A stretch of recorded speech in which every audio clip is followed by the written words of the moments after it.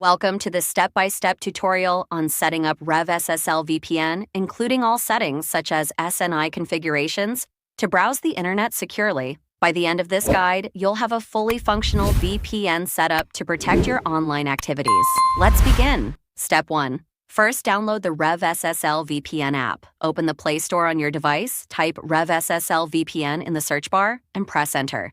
Browse through the results to locate the app, tap on it, and press the download button. The download and installation process will take a few minutes. Once installed, launch the app to arrive at the RevSSL VPN home screen. Step 2.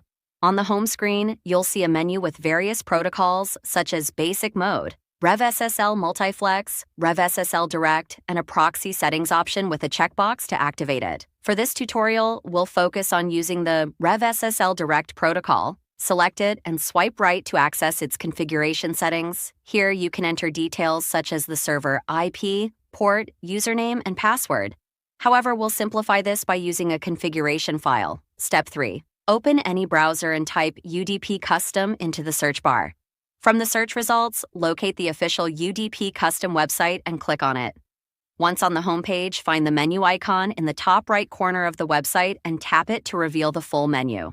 Step 4. From the expanded menu list, tap on SSH Servers, then choose RevSSL Server from the submenu.